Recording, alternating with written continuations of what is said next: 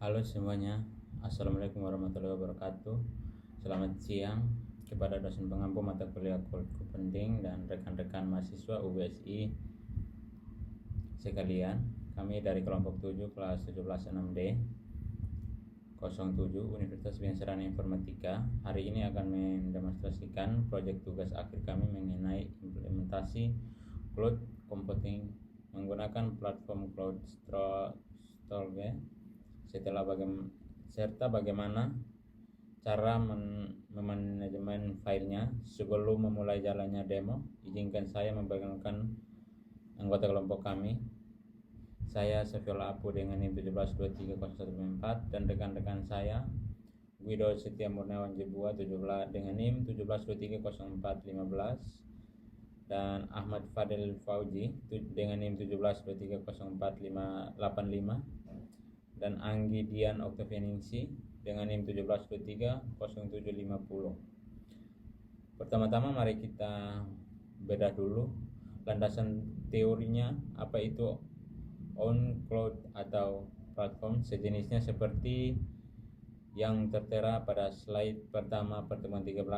On cloud merupakan suatu perangkat lunak berbagai berkas gratis dan bebas open source yang mengusung slogan Your Cloud, Your Data, Your Why. Berbeda dengan layanan publik seperti Dropbox atau Google Drive yang menjual ruangan penyimpanan sistem cloud, mandiri seperti OnCloud atau Nextcloud berfokus kepada pengembangan perangkat lunaknya. Platform ini menempatkan kontrol penuh kepada penggunanya untuk mengamankan, melacak, melapor, dan mengontrol data mereka secara mandiri tanpa adanya izin khususnya atau batasan ketat pada kapasitas penyimpanan selanjutnya.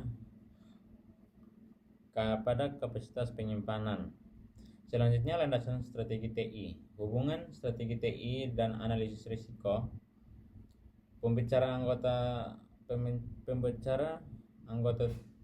tugas visual wajah tampil di Facecam menampilkan grafik visual NIST dan siklus 6 disiplin dari slide pertemuan 14. Terima kasih kepada Ahmad dan rekan-rekan sekalian. Jika dikaitkan dengan materi pertemuan 14 mengenai strategi TI, modern layanan cloud storage mandiri yang kelompok kami bangun ini masuk ke dalam kategori infrastruktur as a service atau LaaS menurut definisi NIST dalam model ia saat ini. Tingkat pengaturan dan tanggung jawab bervariasi.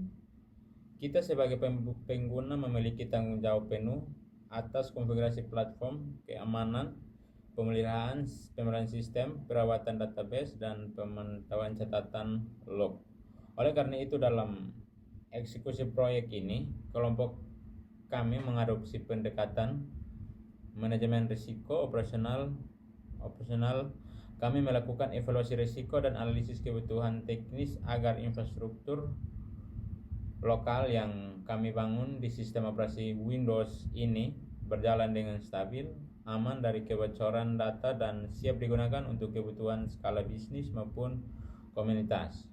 Untuk langkah implementasi teknisnya akan didemonstrasikan langsung oleh rekan saya. Terima kasih. Baik, sekarang akan saya lanjutkan. Perkenalkan, nama saya Ahmad Fadlil Fauzi dengan NIM 17230485.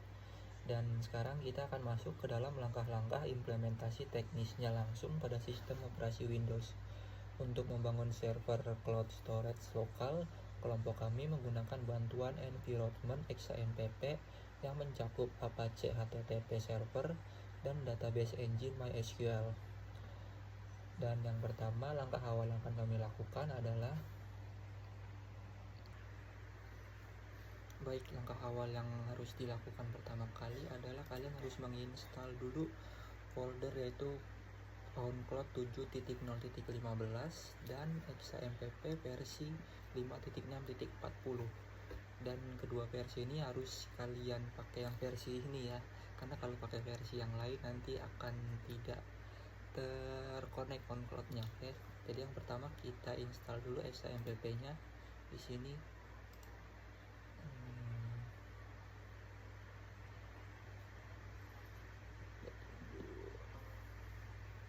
Kita oke, klik next,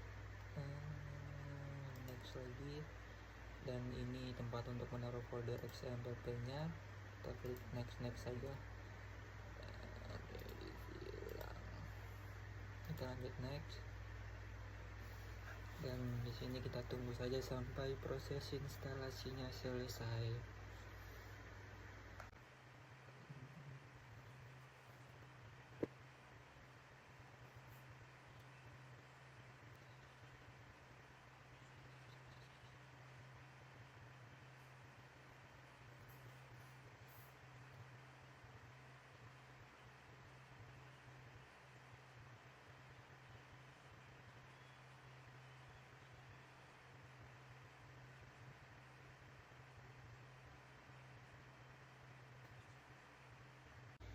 Baik, setelah itu kalian bisa membuka Google Chrome ya di sini dan mengetikkan localhost phpMyAdmin. Localhost phpMyAdmin. Dan pas sudah masuk ke sini, kalian tinggal bikin saja database barunya dengan klik new di sini dan masukkan database name-nya dengan nama oncloud_db. Dan langsung saja kalian buat create di sini. Nah, di sini database OnCloud kalian sudah terbuat ya. Dan sekarang kalian perlu mengekstrak file OnCloud ini yang versi 7.0.15. Kalian klik kanan dan kalian ekstrak saja. Kalian ekstraknya itu harus ke file XAMPP yang ada di folder C, atau kalian tadi menaruhnya di mana waktu menginstal XAMPP tadi. Dan ini di folder XAMPP dan di folder htdoc. Nah, kalian ekstrak di folder tersebut dan tunggu sampai proses ekstraknya selesai.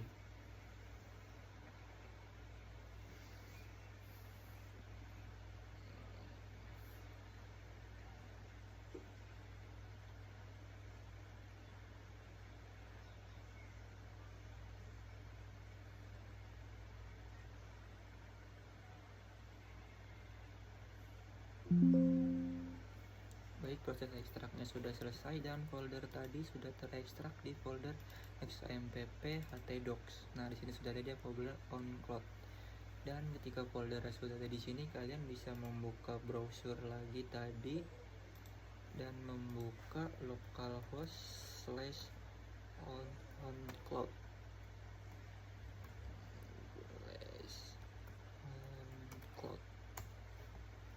Nah, di sini langsung terbuka kan dia langsung terkonek dengan OnCloud yang sudah kalian ekstrak tadi. Ini karena tadi kalian menggunakannya OnCloud yang versi 7.0.15 dan XAMPP-nya versi 5.6.40.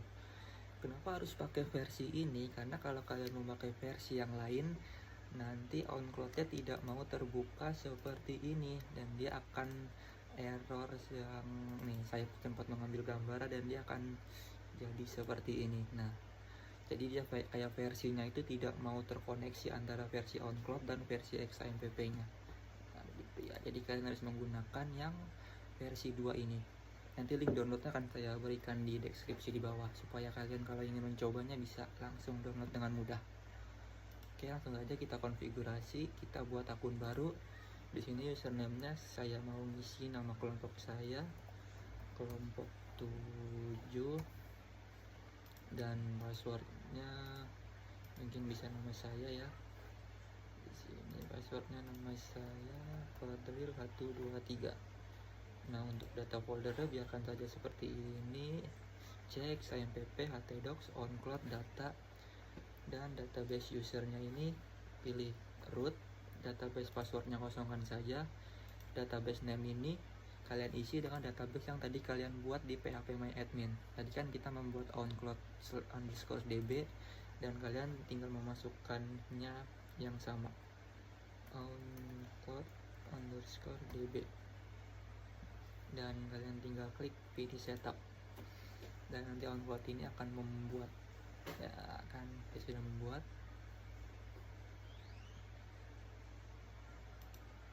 Nah, baik, jadi oncloud kalian sudah terbuat ya dengan akun yang tadi yang kalian buat dengan nama yang saya buat tadi kelompok 7 dan passwordnya Fadlil123, dan ini sudah terkoneksi dengan database di phpMyAdmin kalian.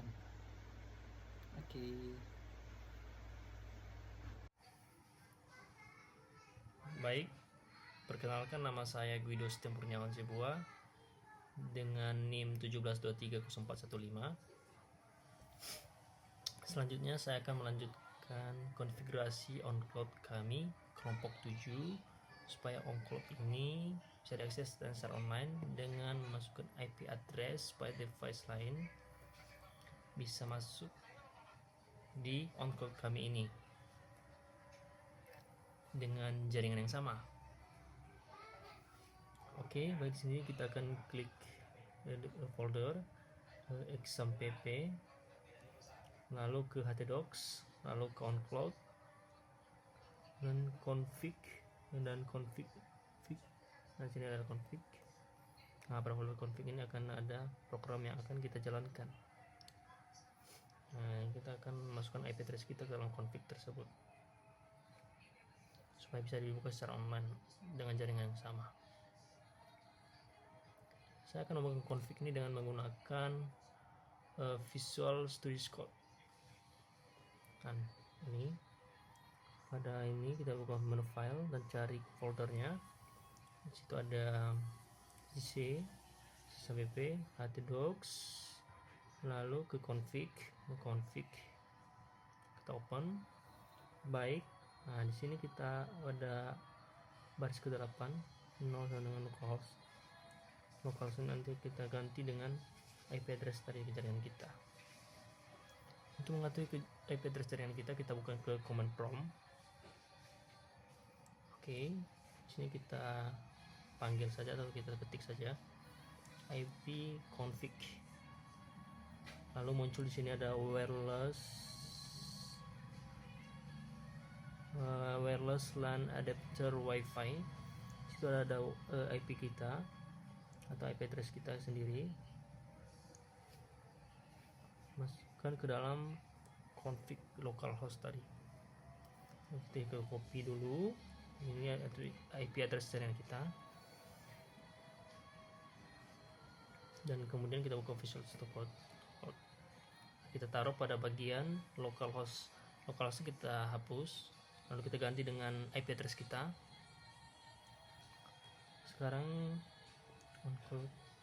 kita bisa dibuka secara online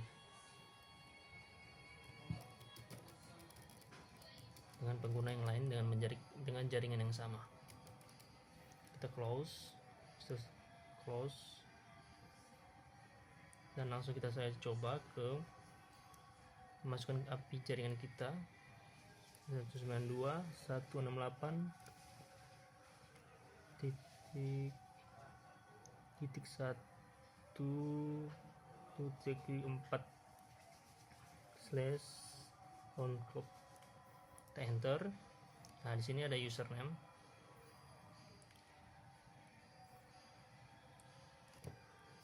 Sini kita bisa masuk ke dalam oncloud kita dengan menggunakan jaringan yang sama. Kita tinggal login saja. Di sini ada username, kelompok 7, password. Saya kasih Fadil123. Mari kita coba login. Nah, sini berhasil ya, kita bisa lihat.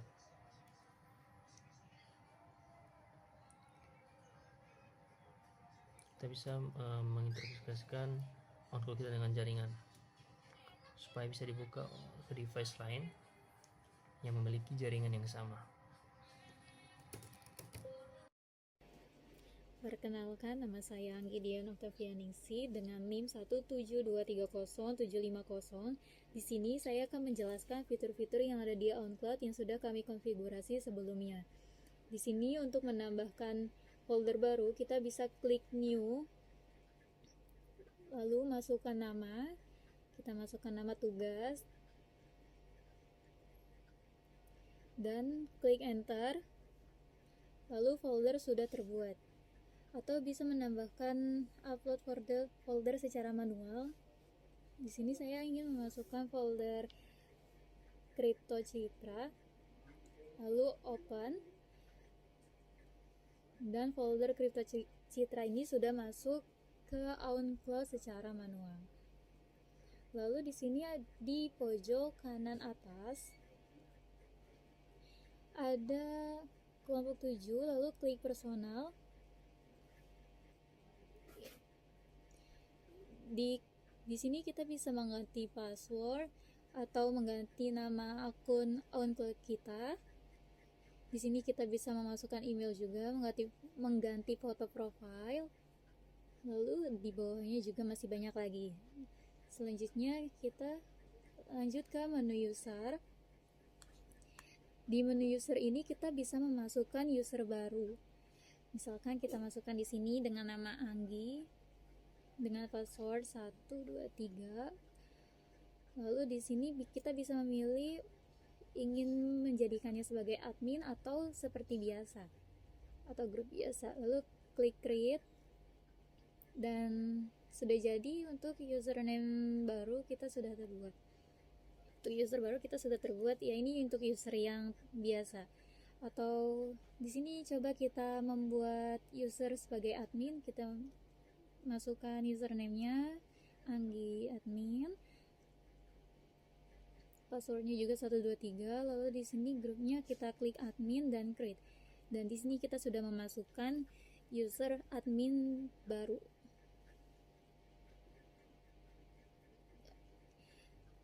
Selanjutnya yaitu ada menu admin. Di sini ada security warning, di mana security warning ini merupakan sebagai peringatan bahwa saat ini OwnCloud yang sedang kita akses menggunakan protokol HTTP, di mana HTTP ini tidak terenkripsi sehingga sistem menyarankan konfigurasi HTTPS agar transfer data lebih aman. Lalu di bawahnya ada connectivity check. Di sini untuk fitur otomatis yang mendeteksi status koneksi server. Jika statusnya no problem phone, menandakan server lokal kita itu sehat dan tidak ada masalah jaringan. Lalu di bawahnya di sini ada file handling. Di sini untuk mengatur batas maksimal file yang bisa diupload ke dalam OwnCloud ini. Berdasarkan server kita yang ada ini, kapasitas maksimalnya bisa dikonfigurasi hingga 2 GB. Lalu di bawahnya sini ada contact and sharing. Di sini untuk mengaktifkan integrasi data kontak dengan server eksternal berbasis LDAP. Menu ini memberikan catatan warning bahwa fitur LDAP masih berstatus beta. Lalu di bawahnya terdapat menu dokumen and themes.